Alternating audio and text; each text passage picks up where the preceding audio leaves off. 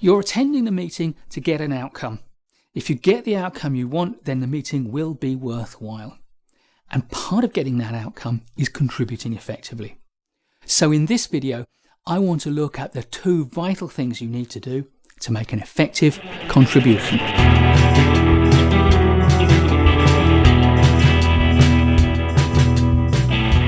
For me, if there's going to be one rule for an effective contribution in a meeting, it's seek first to understand and then to be understood.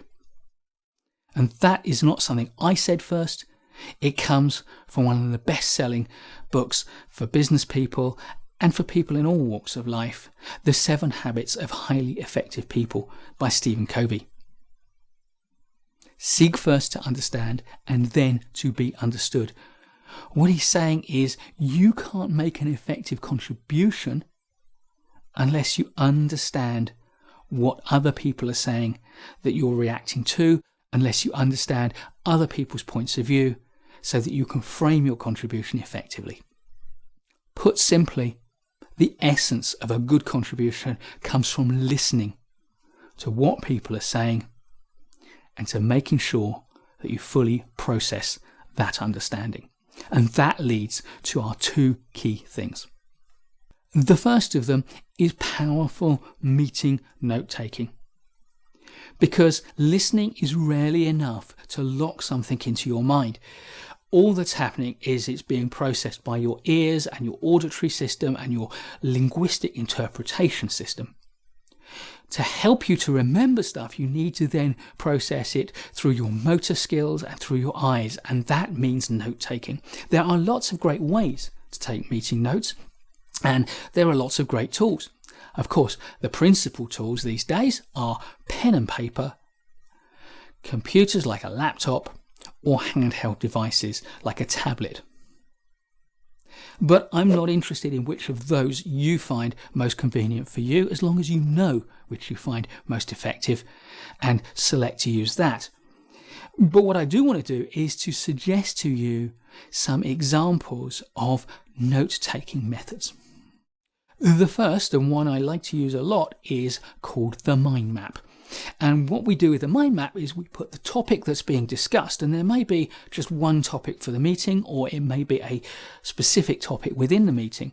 And then as contributions are made, draw a line out from that topic in the center of your page and label that line. And as more information is discussed about that contribution, you can link that to that line. But if someone now contributes another thought that's quite different to that topic, you can use another line to illustrate that second thought. And gradually you build up a map of the whole conversation.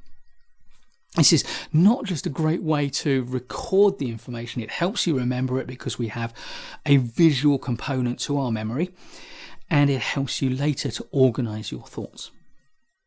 My second method for taking notes is to draw a line down the middle of my notebook and to keep a running list down the left-hand side of every action that anyone commits to. So I'll write down the action, I'll write down the deadline that they commit to and the name of the person who's committed to it, and I will use a highlighter pen to make sure I highlight very brightly, very clearly any actions that I've agreed to accept.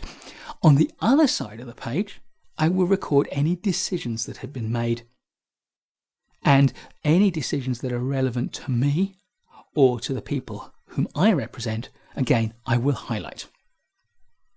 My third approach is what are called in and out notes, and yet again I'll divide the page into 2 halves.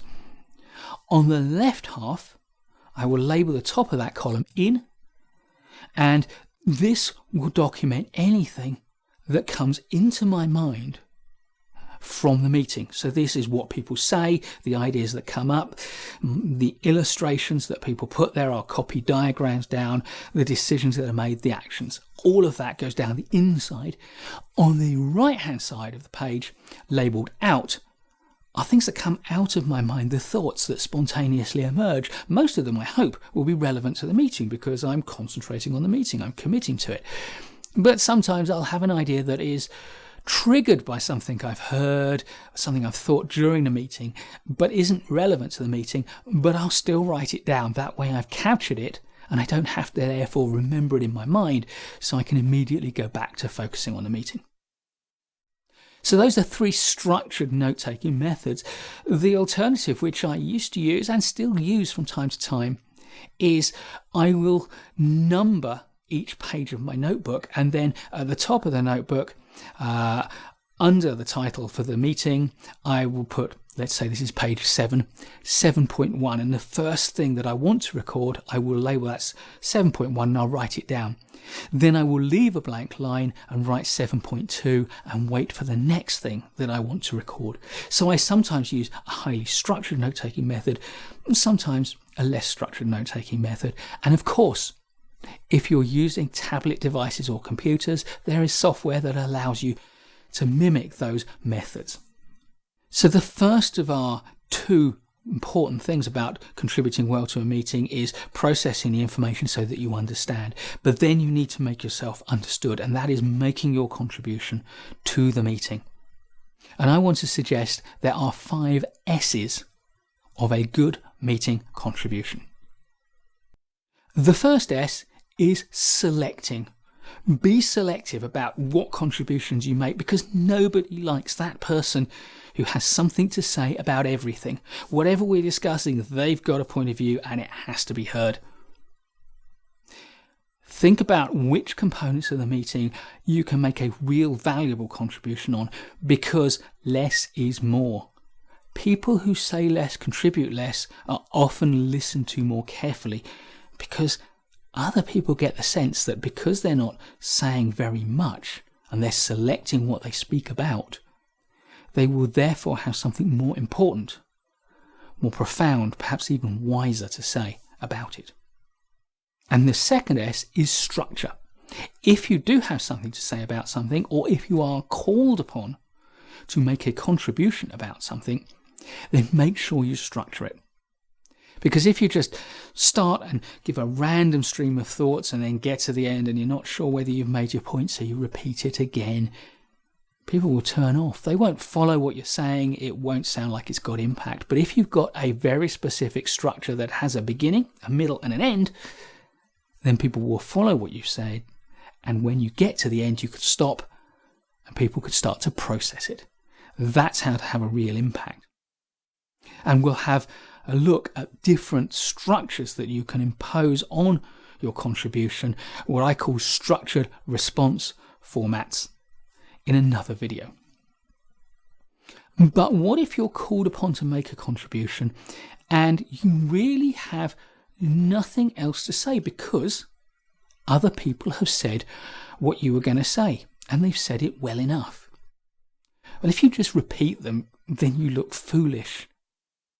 So how do you handle that? Well, the last 3 S's give you 3 different ways to make a contribution that builds on what has already been said. And the first is to simplify it. Having listened to the contributions that have been made, can you take a complex idea and simplify it? Because one thing we know is that the people who really understand something can make it seem simple to the rest of us. The people who make something sound complicated, we worry that they don't really understand it. More to the point, we don't understand them and therefore we don't trust them. The person who can simplify something, who can use a good analogy or relate it in 3 or 5 parts, it's about this, followed by this, followed by that. Those are the people we trust and are inspired by. The second approach, and therefore our 4th S, is to synthesize, to take a number of different components of what's been said and draw them together into one whole. Remember that the origin of the word synthesize comes from the idea of a thesis, an idea, and an antithesis, the opposite idea, and a synthesis that brings them together and makes something new and whole and valuable out of it. If you can be the person who draws together different strands of a conversation and makes sense of it, that's hugely valuable. But if there is nothing to simplify and nothing new to synthesize, then often the person who ends the conversation with a very clear summary of what's been said and what it means is the person we remember. So our 5 S's of a good contribution are to select, to structure, to simplify, to synthesize, and to summarize. If you do that, building on good listening and good note-taking, then you'll be set to make a good, effective contribution to any meeting. Please give us a thumbs up if you've enjoyed this video. There's loads more great management courses content to come, so subscribe to our channel and hit the bell to make sure that you don't miss any of it. I'll see you in the next one, and in the meantime, keep learning.